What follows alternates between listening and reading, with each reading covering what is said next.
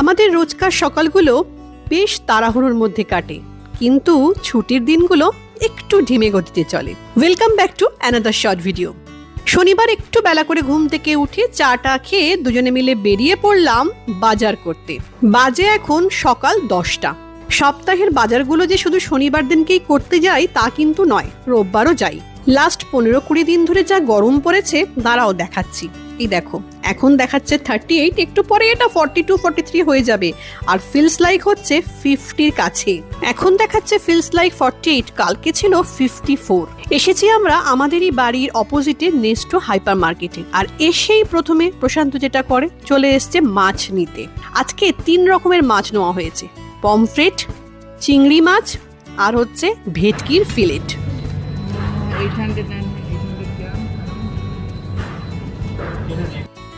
ভালো ফ্রেশ মাছ দেখলে তো প্রশান্ত আর থাকতেই পারে না, ও তো কিনবেই কিনবে। আর এই মাছগুলো আমি খাই, তাই ও দেখেই আগে কিনে নিল।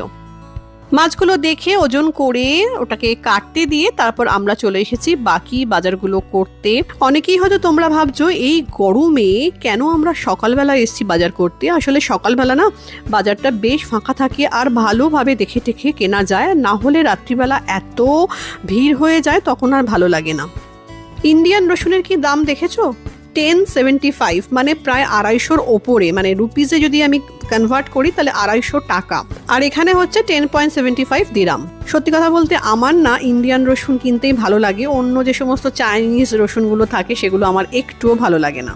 তোমরা যারা ইন্ডিয়ার বাইরে থাকো তারাও কি এরকমই আমার মতো ইন্ডিয়ান রসুনই খুঁজে বেড়াও?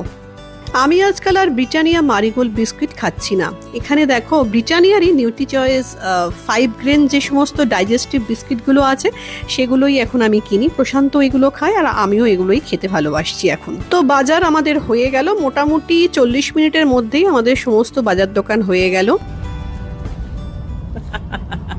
কিছু দেখতে পাচ্ছি না, শুধু ক্যামেরাটা একটা খুব হলুদ মতন কিছু একটা আছে, সেটাই বোঝা যাচ্ছে। বাড়ি এসে চটপট বসিয়ে দিলাম রান্না। আজকে তো আমাদের ভেজ ডে, তবে আমরা যেদিনকে নিরামিষ খাই সেদিনকে পেঁয়াজটা আমরা খাই, তো ভাবলাম যে চটপট করে যে রান্নাটা করা যায় সেটা হচ্ছে হান্ডি পনির।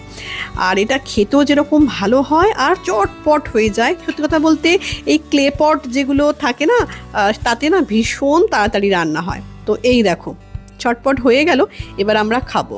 আজকে তোমাদের সাথে একটা ছোট্ট স্যাটারডে মর্নিং রুটিন শেয়ার করলাম। তো চলো, টাটা।